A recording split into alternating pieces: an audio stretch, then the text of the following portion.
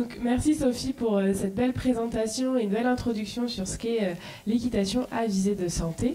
Et on a vu que le cheval est un partenaire privilégié qui favorise la mise en mouvement. Et Dolly, tu es monitrice d'équitation et enseignante en activité physique adaptée.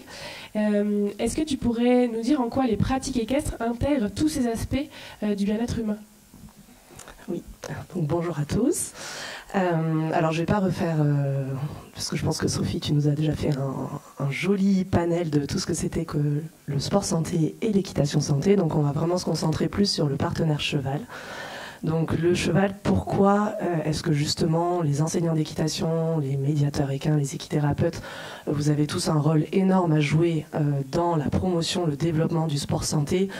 Sophie, tu l'as rappelé déjà parce qu'il y a l'importance de cet accès et finalement les centres équestres, on sait qu'il y en a partout. Donc du coup c'est assez intéressant, il va falloir réussir à attirer les gens dans nos centres équestres. Et quelle est la plus-value du cheval justement? Le cheval, vous l'avez bien compris, le principal frein à la mise en mouvement, à la pratique d'une activité physique bénéfique pour notre santé, au-delà du paradoxe que rien n'est fait maintenant dans notre société pour nous inciter à bouger, avec les escalators et tout ce que vous voulez, au-delà de ça, j'ai perdu ce que je voulais dire. Le principal frein, merci, le principal frein c'est la motivation. D'accord. Et donc du coup, là déjà, avec nos chevaux, on a un aspect hyper important, c'est la motivation induite par la présence du cheval. Donc déjà, on lève ce premier gros frein, et ensuite, on a tout ce qui en découle, l'activité induite, tu en as parlé aussi. En fait, on pratique une activité physique sans réellement s'en rendre compte, de par les déplacements. Alors après, c'est à nous, enseignants, médiateurs, etc., à être intelligents dans nos pratiques. Effectivement, autant aller chercher le cheval qui se situe au fin fond du pré pour pratiquer le plus possible. On a donc du coup, je perds encore ce que je veux dire, donc l'activité induite, et oui, et du coup, quelque chose d'important aussi que je voulais vous signaler, c'est que vous avez vu en activité physique, les recommandations, elles sont la plupart du temps physiques, donc pratiquer une activité plutôt type cardio, intensité modérée, 5 fois par semaine, etc. On oublie que la santé, il y a aussi la dimension physique, psychique et sociale. On en a largement parlé dans les thèmes que l'on a abordés hier et aussi ce matin. Et en fait, on a quand même un gros atout avec le cheval, nous, là-dessus. C'est que quand même, on vient aussi largement travailler le bien-être psychique et social. Merci Dolly. Et est-ce que tu pourrais nous partager une anecdote marquante que tu as vécue dans ton centre équestre? Oui, alors, pas vraiment une anecdote, je peux peut-être plus donner des exemples de pratiques, parce que, remarque, ça rejoint encore la question de tout à l'heure, quel est l'avantage du cheval aussi, c'est que, mine de rien, libre cours à votre imagination en termes d'activité support. C'est-à-dire qu'on a notre cheval partenaire, mais par contre on peut dériver les activités de toutes les sortes. Donc on l'a vu, tu le disais Sophie, ça peut être monté, ça peut être à pied, ça peut être attelé, mais donc du coup vous pouvez aller, on a tout le champ des possibles qui s'ouvre en termes d'activité, et donc du coup je peux vous donner par exemple le type d'activité que l'on met en place nous au sein de notre structure. On met en place des activités de marche sport santé avec les chevaux, donc c'est tout simple. On fait un temps où on se rassemble. Donc déjà, ce qui est intéressant, c'est... Alors, moi, à la base, je gère une structure spécialisée vraiment dans le handicap. Donc du coup, on avait un public essentiellement en situation de handicap. Et donc du coup, avec cette activité, on vient rajouter un peu de mixité aussi dans nos activités. Parce que finalement, le sport santé, c'est pas que pour les valides. Tu as un petit peu parlé des différents niveaux de prévention, primaire, secondaire et tertiaire. Il intervient à tous les niveaux. Et du coup, là, ce qui est intéressant, c'est que du coup, on va toucher une population très mixte. Et donc, ça permet de rassembler ces populations, de recréer du lien social.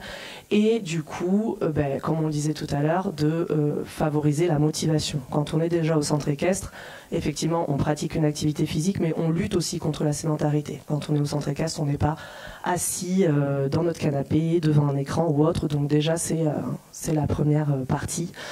Et ensuite, du coup, on fait cette marche. Alors du coup, bon là c'est plus ma casquette du coup d'enseignante APA, où du coup on va effectivement quantifier et faire un certain nombre de relevés pour essayer de voir les progressions de cette activité au fur et à mesure des semaines.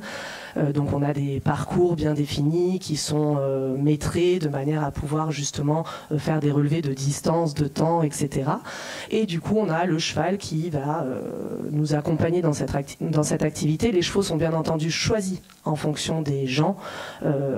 Si on a des personnes qui marchent très lentement, on va plutôt prioriser les petits poneys avec des pas plus cool. Au contraire, si on a des personnes qui ont plutôt un profil sportif et endurant, on va prendre un cheval qui est un peu plus allant dans son pas.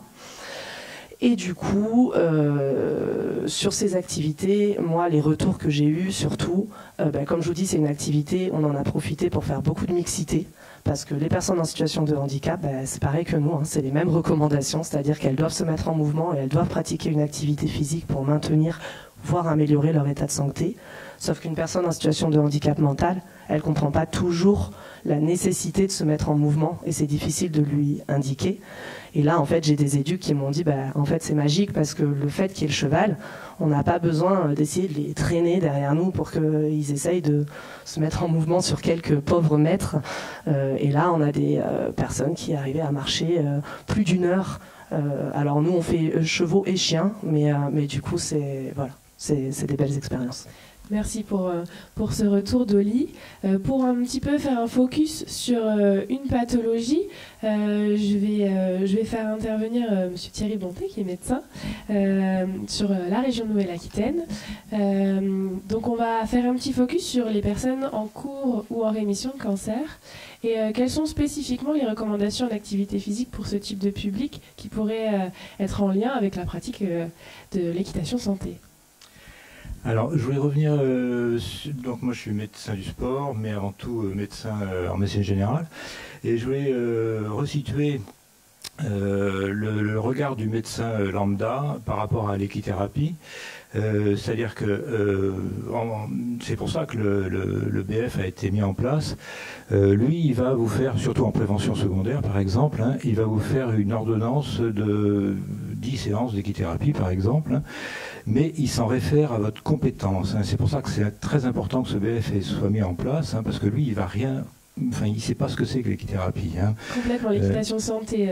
Voilà, donc ça c'est vraiment fondamental, et je pense que ce sera développé dans toute la France. Là, on a été 2 sites, deux creux pilotes, hein, avec la Nouvelle-Aquitaine et la Normandie. Je pense que ça va se développer dans toute la France, et ce sera vraiment très bénéfique. Encore une fois, ce sera votre compétence qui sera le garant du bénéfice. Alors la prévention, on a parlé un petit peu de la prévention primaire, secondaire et tertiaire.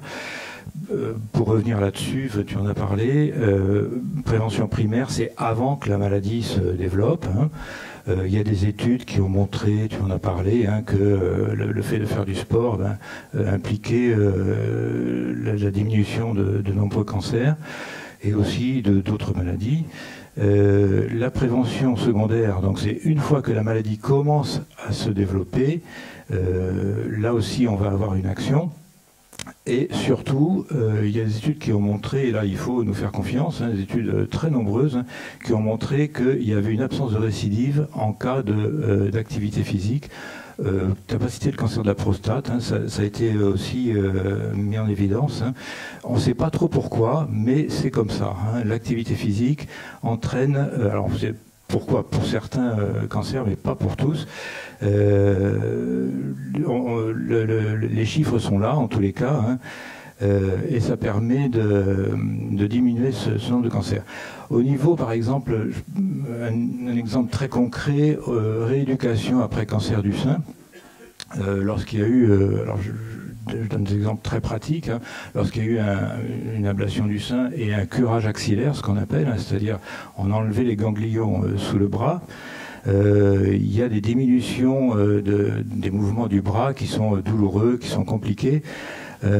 Souvent la personne, elle a été multi-prise en charge, elle a eu de la chimio, de la radiothérapie, la kiné, machin, tout ça.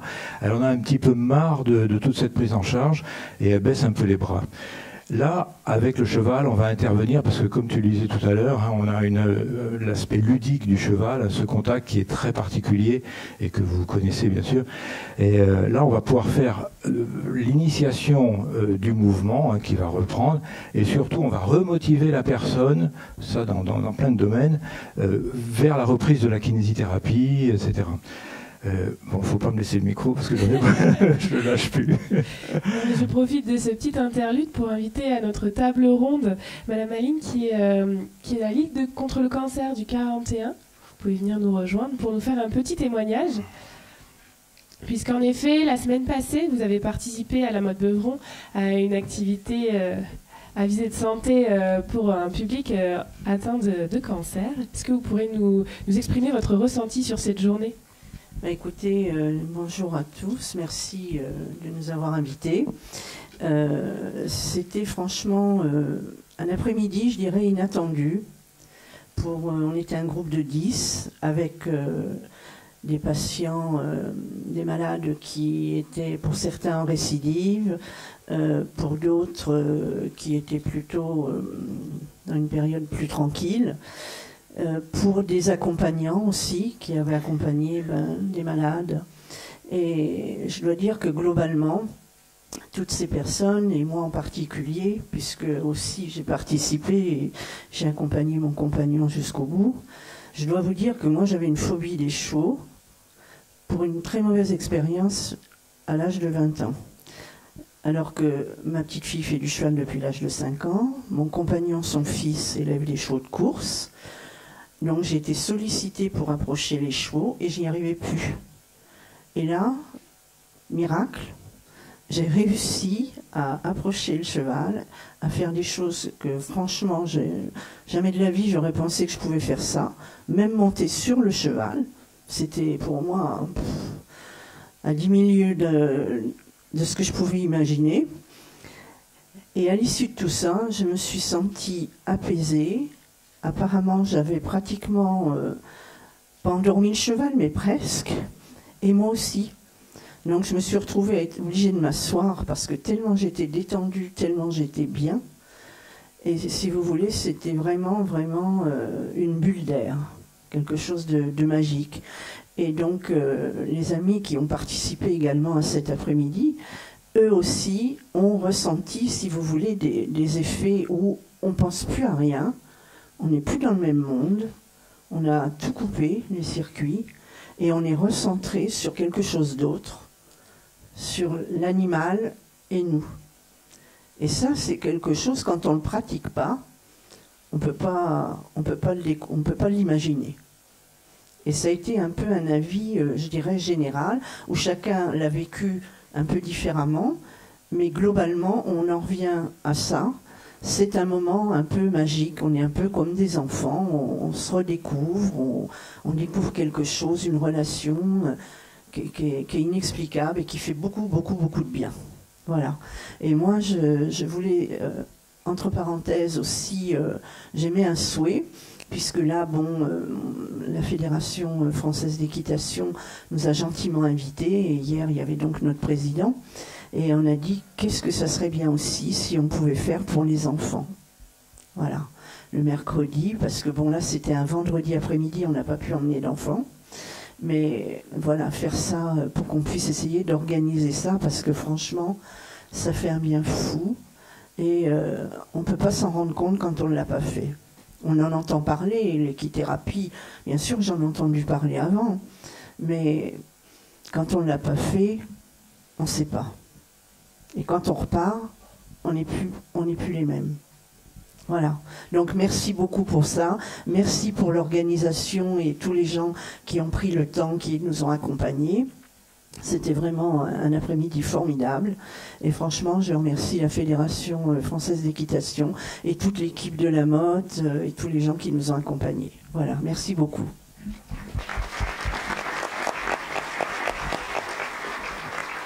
Merci pour ce témoignage. Et donc pour faire le lien avec cet accompagnement, on va parler aussi des personnes qui accompagnent les bénéficiaires.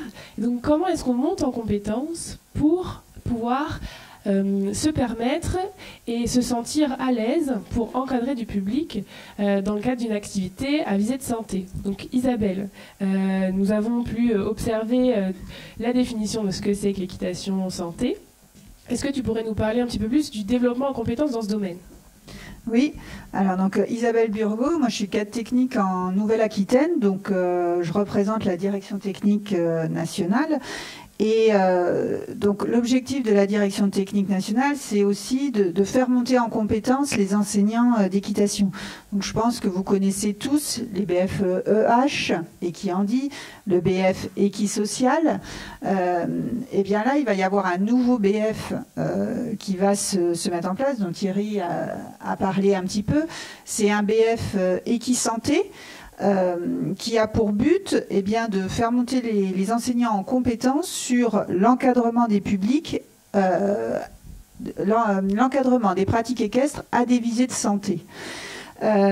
Pour ça, cette année, il y a eu 2 expérimentations, une en Nouvelle-Aquitaine et une en Normandie, avec une intervenante d'Occitanie, qui a permis en fait de tester le dispositif pour qu'il puisse être déployé ensuite sur tous les comités régionaux. Cette formation, ce qu'il faut voir, c'est qu'elle se place dans un contexte national où le ministère a demandé aux fédérations de créer des formations pour permettre en fait aux pratiquants de venir et éventuellement avec une ordonnance du médecin.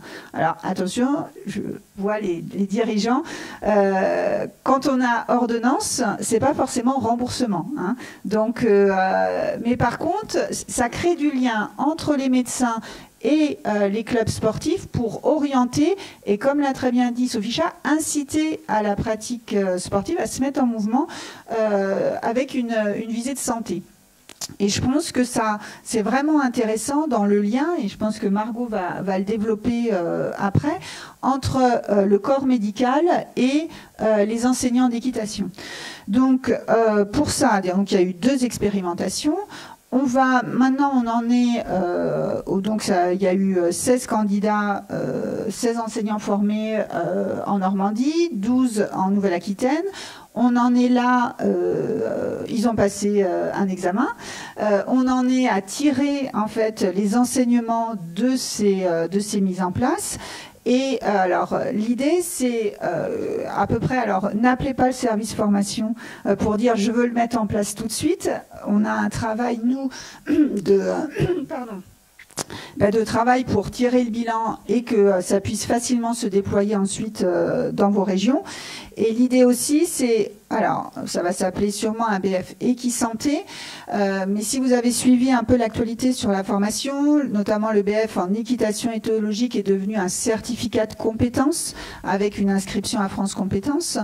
Et ça, du coup, avec le BF Equisanté, on va rentrer directement en fait dans l'architecture d'un certificat de compétence et dans le déploiement aussi, c'est-à-dire avec une demande d'agrément, des mises en place, etc. pour qu'après, une fois qu'il va y avoir des cohortes, on va pouvoir prouver l'employabilité et inscrire ce BF à France Compétences pour en faire un certificat de compétence. Bon, c'est peut-être un peu technique, mais c'est pour vous montrer que ça rentre dans le champ de la formation professionnelle, qu'on essaye de faire monter en compétences parce que on sait que l'équitation il y a des enjeux importants et on a notre place à prendre. Il y a déjà des sports qui ont pris leur place dans le sport santé. Voilà, donc moi ce serait un BF sur 35 heures et puis après je vais laisser parler peut-être Margot ou c'est ça, Laurent. J'ai quelques questions à poser. J'avais concocté tout un petit panel. Donc c'est ça, la formation en résumé, c'est si vous voulez chercher comment est-ce qu'on met en place des partenariats solides avec des établissements de santé, des médecins, des maisons sport santé, comment est-ce qu'on impulse l'équitation santé auprès des personnes qu'on a chez nous. Comment est-ce qu'on désacralise un petit peu le fait qu'on vient ici pour monter à cheval, pour apprendre l'équitation. Non, ici on vient à visée de santé pour développer des choses à l'intérieur de nous et pour nous. Et donc, Margot, en plus de ta casquette monitrice d'équitation, tu es kinésithérapeute. Est-ce que tu pourrais nous dire un petit peu le lien entre tes 2 casquettes et comment est-ce que tu viens chercher les professionnels du monde du soin dans le domaine équestre ? Alors bonjour, effectivement avec ma vision de kiné en plus de PPGEPS, ça donne tout le champ des possibles de ce qu'on ne peut pas obtenir en cabinet en rééducation, parce qu'on a parlé de l'aspect motivationnel où les gens sont blasés, ça fait 10 ans qu'ils viennent pour leur épaule et qui ont du mal à continuer de venir régulièrement. Et donc du coup, tout de suite un pansage, ça devient une mobilisation de l'épaule douce, d'aller chercher un objet ou de juste pouvoir mener son cheval. Donc effectivement, ça permet d'avoir des mouvements qu'on ne pourrait pas obtenir et même des améliorations nettes, parce que le plan motivationnel il est tellement important dans la rééducation fonctionnelle que voilà. Est-ce que je réponds bien à ta question? Non. Comment est-ce qu'on fait le lien? Comment on fait le lien, ouais. Du coup, effectivement, en tant qu'enseignant, on n'a pas forcément toutes les connaissances et c'est pas grave. Il y a plein de professionnels de santé autour de vous et les patients ils sont pris en charge par ces professionnels-là. Ils sont forcément intéressés et motivés, alors peut-être pas tous, mais une grande majorité sera intéressée pour collaborer avec vous. Et donc il faut aller les voir, parler avec eux. Et pour ça, c'est pour ça que la formation Equisanté est intéressante. C'est bien d'avoir des petites bases de comment pouvoir faire une bonne transmission de ce qui s'est passé en séance. Comme le disait Mathilde, en fait, c'est pas les objectifs techniques qu'il va falloir transmettre aux médecins. Ça va être les objectifs, techniques équestres, je m'entends. C'est les objectifs de rééducation, c'est les objectifs santé. Il va falloir apprendre à poser des objectifs clairs avec le patient et avec l'équipe pluridisciplinaire et à pouvoir évaluer, comme ça revient à ce que disait Dolly, voilà, et faire des traces écrites qui sont consistantes pour l'équipe autour. Merci beaucoup. C'est parfait. La transition est parfaite vers Laurent. Laurent, tu es enseignant d'activité physique adaptée et moniteur et tu pratiques les activités à visée de santé dans ta structure. Est-ce que tu pourrais nous donner un petit peu plus de détails sur les actions que tu mets en place et comment est-ce que tu arrives à mettre en lien les bénéficiaires, toi et le cheval, à travers des leviers d'accompagnement uniques? Bonjour, vaste question. On est tous des éducateurs sportifs. Déjà, je crois que c'est la première chose à replacer. Moi, j'ai eu un parcours universitaire avec la fac de sport. À la fac de sport, quand vous arrivez et que vous êtes le prof de poney, on ne vous voit pas tout de suite comme un grand sportif. Voilà, ça c'est la première chose. Ça met un peu le cadre, oui. Après, on a parlé beaucoup de soins, de bienveillance, de médiation avec les chevaux, etc. Je crois qu'il faut aussi remettre le cavalier au centre de tout ça, comment on l'amène dans notre pratique à avoir les bons gestes, bien s'hydrater, bien manger, bien se préparer. Nous on a parlé de tir à l'arc hier, etc. Nous on avait beaucoup de cavaliers de horseball chez nous. Et c'était assez bizarre, il fallait attendre d'avoir des entraînements de horseball pour parler de préparation physique, d'aller courir un peu, de faire un peu d'étirement, etc. Et au final, on l'a généralisé un peu à l'ensemble de nos cavaliers. On a peu de papas qui franchissent le pas de venir jusqu'à nous, amener petites grandes, qui ont été très, très séduits de voir que on proposait toute cette hygiène de vie sportive aussi déjà à nos pratiquants.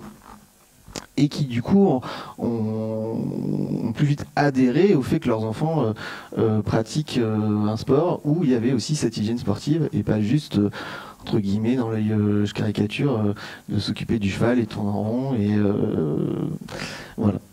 Donc du coup là le but ça a été de faire du lien autour de tout ça avec nos cavaliers déjà pratiquants, aussi de positionner la structure sur notre environnement sportif en disant bah oui on fait pas que du poney et on peut aussi accueillir plein de demandes différentes et ça nous a aussi permis d'ouvrir des activités nouvelles. On parlait de personnes qui viennent déjà en pratique pour marcher, etc. On a aussi beaucoup de grands-parents qui viennent amener les petits-enfants le mercredi. On a profité pour récupérer ce public qui venait déjà chez nous et les initier à tout ça à travers ces pratiques-là. Donc je pense qu'on a tout intérêt à se saisir de tout ça on est toujours soucieux de maintenir nos chevaux en bonne santé, etc. Ça peut être nos cavaliers, ça peut être nos collègues enseignants, ça peut être voilà, tous nos différents publics qui rentrent chez nous. Parfait, merci beaucoup. Peut-être que vous avez des questions à nous poser à ce sujet. N'hésitez pas à lever la main.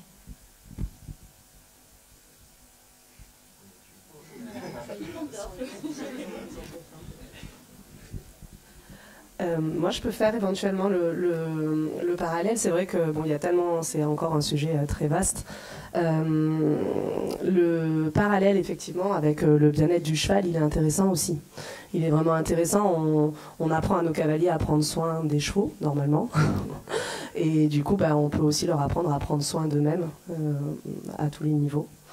Il y a peut-être quelque chose aussi qui peut être intéressant. On pensait que la question serait peut-être posée.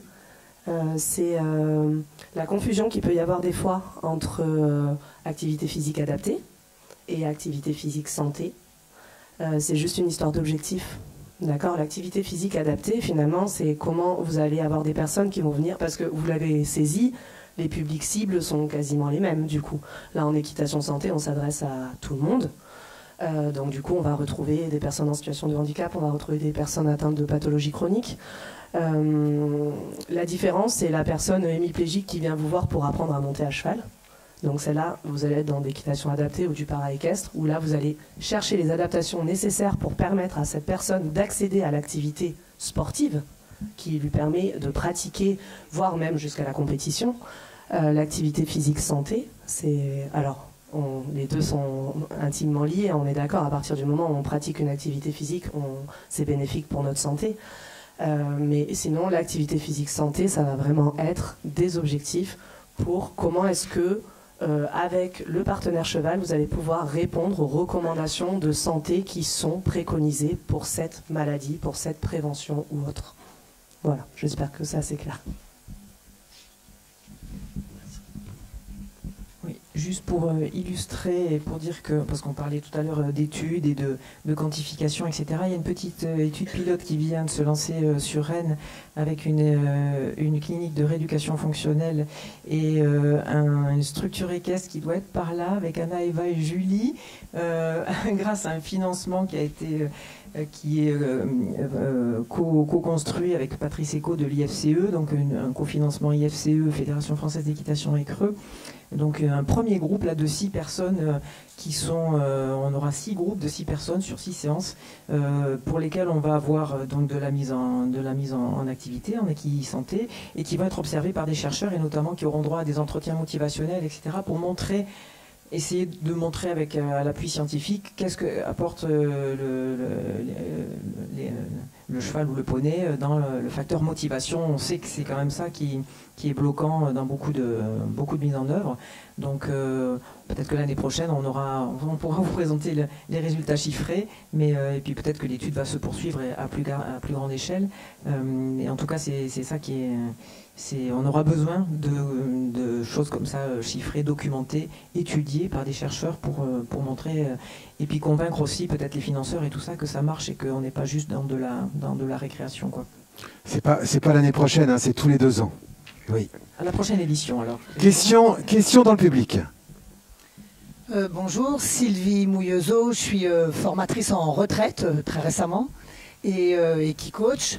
J'ai une question, on parlait de surpoids et du problème que ça pose quand même dans un grand nombre de centres équestres, parce qu'effectivement, sport santé, on est confronté de plus en plus à des jeunes qui viennent se présenter en situation de surpoids, que ce soit à poney ou à cheval.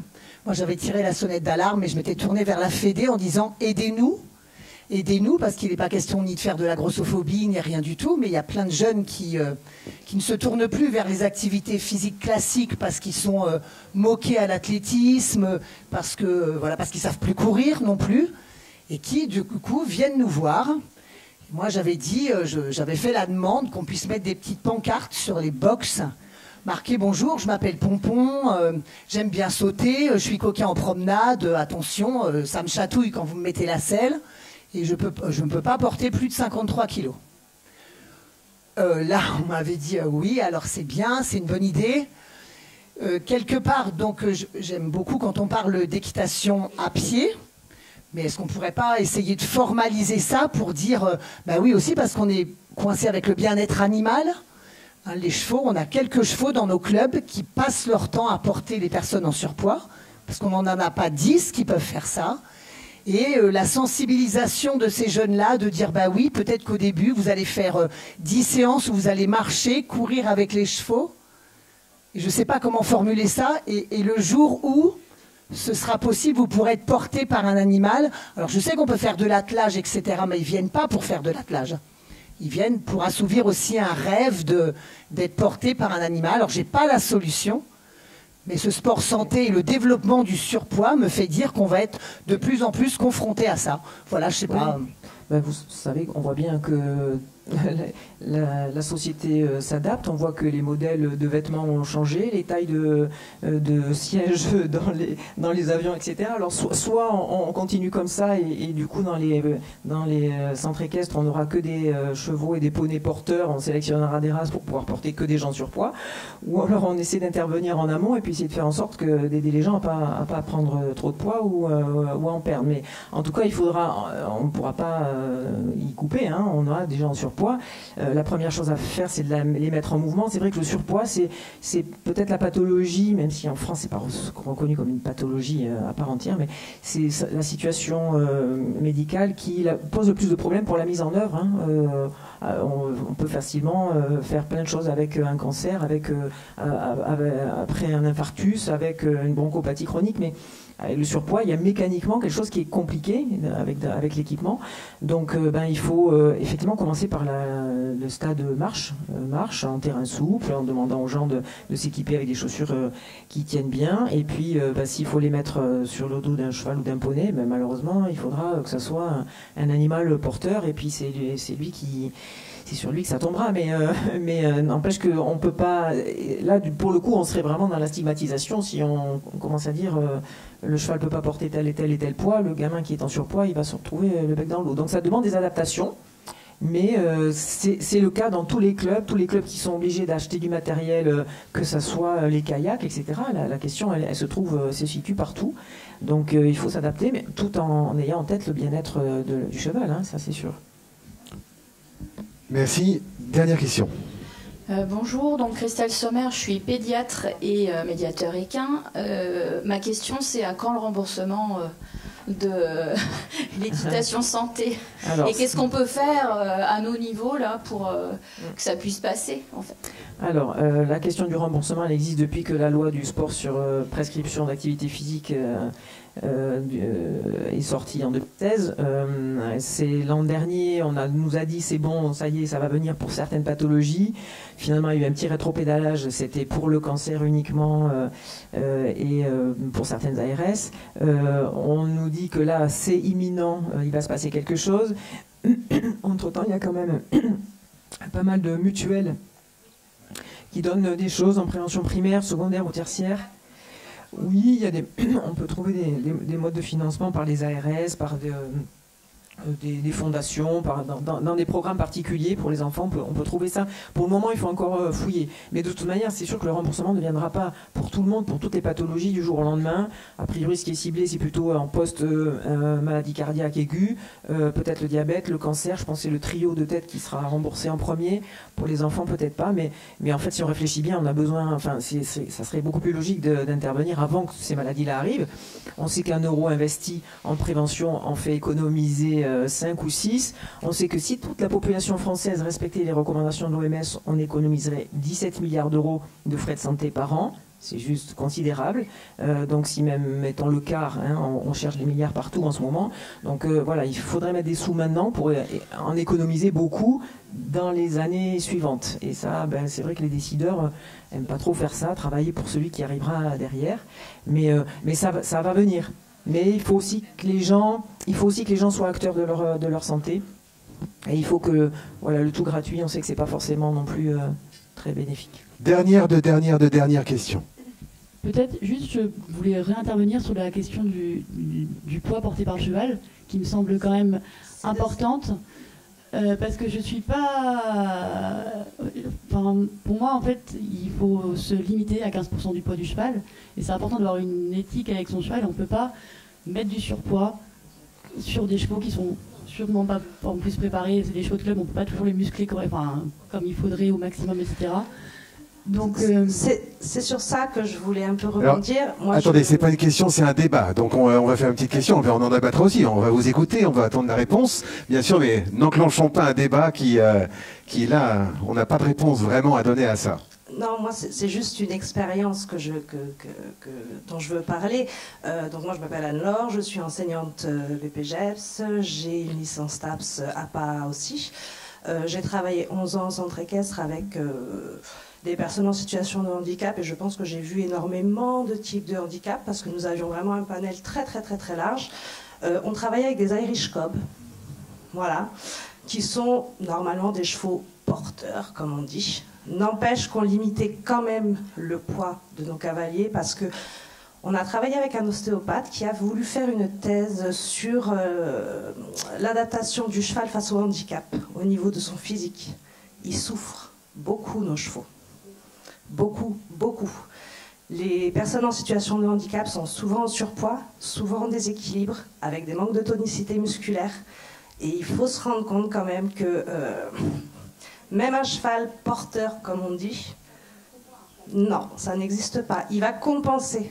Moi, j'ai vu un cheval travailler pendant une demi-heure avec une épaule remontée pour redresser le cavalier qui était en déséquilibre complet. Donc, il faut quand même prendre conscience de ce qu'on leur fait vivre. Hier, je voulais rebondir sur les études qui sont menées au niveau émotionnel sur les chevaux. Mener des études sur leur physique, sur ce qu'ils subissent. Parce qu'on essaye de faire au mieux pour eux. Mais vraiment, c'est difficile ce qu'on peut leur demander. Voilà, merci. On va clore cette table ronde en vous remerciant et la façon dont vous pouvez les remercier, c'est par des applaudissements, bien sûr. Merci à vous tous.